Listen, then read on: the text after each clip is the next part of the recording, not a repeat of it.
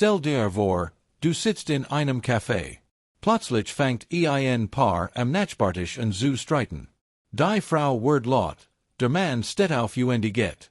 Du spürst sofort ein Ziehen in der Magengegend. Hat ich vielleicht etwas gesagt? Hat ich die Situation entschärft?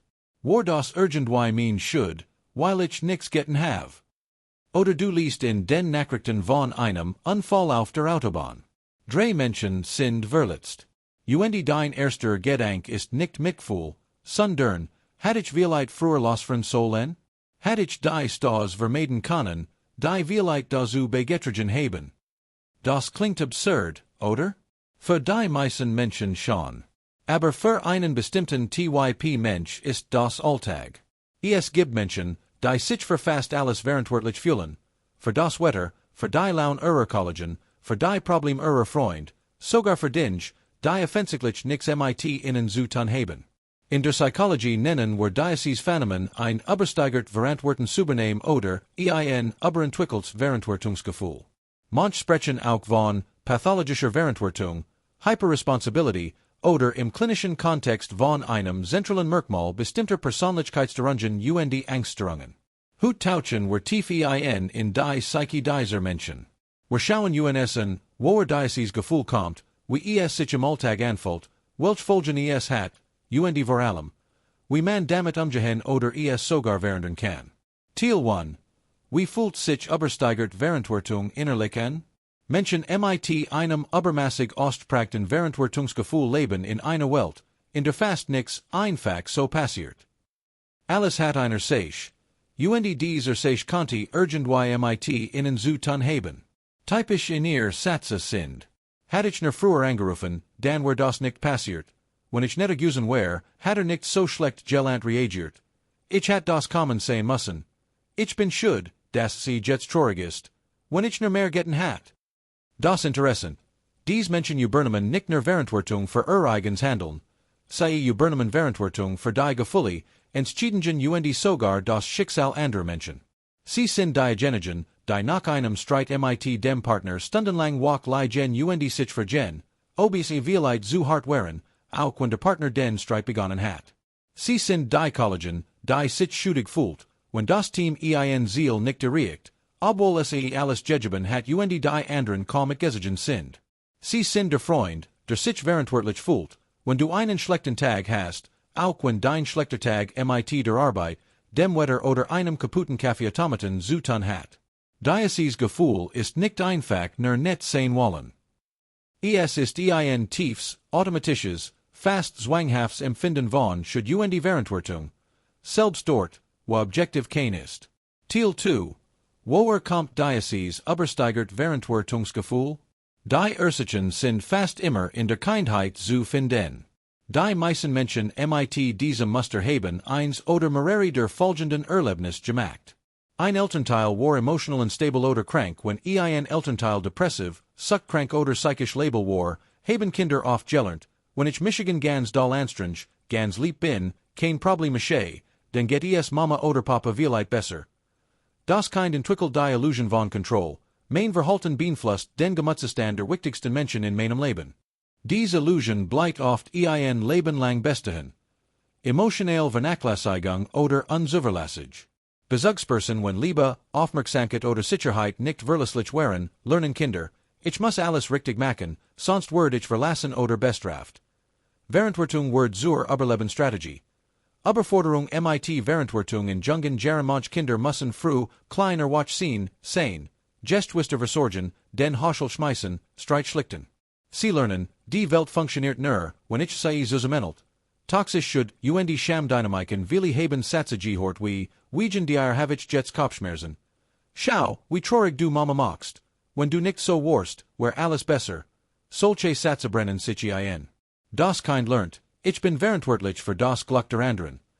Hochsensibilität und stark Empathie manche Menschen sind von Natur aus extrem feinfühlig. Sie spüren die Emotionen anderer wie einen physischen Schmerz.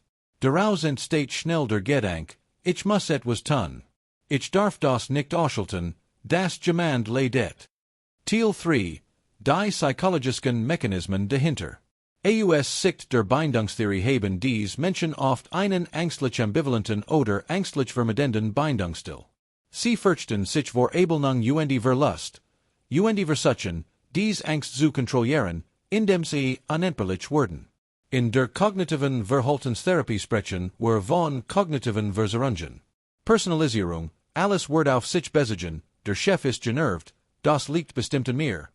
Übertrieben Verantwortung geschrieben, man sieht sich als sich verdient, die außerhalb der eigenen Kontrolle liegen. Katastrophisieren, wenn ich nicht helfe, wird etwas Schreckliches passieren. Schwarz-weiß denken, entweder ich übernehme alles, oder ich bin egoistisch und schlecht. Viele dieser Menschen haben auch ein extrem niedriges Selbstwertgefühl, das sie durch unersetzlich sein, kompensieren. Sie denken unbewusst, ich bin liebenswert, wenn ich für andere unversichtbar bin. Teil 4. Die unsichtbaren Kosten. Auf den ersten Blick wirken dies Menschen wie die perfekten Freund, Partner, Kollegen. Immer hilfsbereit. Immer verständnisvoll. Aber der Preis ist enorm. Chronisch Erschöpfung und Burnout weil es nie sagen können. Weil Bit wie ein Befehl wirkt. Unterdrückt eigen Bedürfnis ihr eigenen Wünsche kommen immer zuletzt, oder gar nicht. Sie wissen öfter nicht mehr, was sie eigentlich wollen. What, die sich aufstatt irgendwann kommt die unterdrückt wat hoch, meist in Form von Vorwürfen, ich mache immer alles alien. Oder passiv-aggressivem Verhalten. Beziehungen werden asymmetrisch, sie sehen oft Menschen en, die gern Verantwortung abgeben, Partner, die sich nicht kümmern, Freund, die immer Hilfe brauchen. Das bestätigt das Muster. Siehst du, niemand sonst kann das. Schuldgefühl bei Selbstversorge ein Tag nur für sich? Ein Wochenend ohne zu helfen? Und sofort kommt die Stimme, wie egoistisch von die andere brauchen dich doch. Teil 5. Der Unterschied zwischen gesunder und pathologischer Verantwortung. Gesund Verantwortung sagt, ich bin verantwortlich für mein Verhalten, mein Wort, mein Grenzen. Ich bin nicht verantwortlich für die Gefühle, Entscheidungen oder das Glück anderer Menschen. Pathologisch Verantwortung sagt, ich bin verantwortlich, dass es allen gut geht. Wenn jemand leidet, habe ich versagt. Gesund Verantwortung kann loslassen. Pathologisch Verantwortung klammert. Gesund Verantwortung fragt, was kann ich realistisch tun? Pathologisch Verantwortung fragt, was had ich tun müssen, damit das nie passiert wäre? Teil 6. Wie erkennt man, dass man selbst betroffen ist?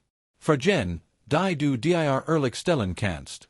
Fühlst du dich auf schuldig, ohne zu wissen warum genau? Hast du Angst, nein, zu sagen, aus Angst, der andere konnte dich dann nicht mehr mögen? Liegen der die Problem anderer nachher als den eigenen? Fühlst du dich verantwortlich, wenn jemand in deinem Umfeld schlecht Laune hat? Hast du das Gefühl, dass die Welt zusammenbricht, wenn du einmal nicht hilfst? Denkst du oft, hat ich nur? Auch bei den Gen, die offensichtlich nicht in deiner Macht standen?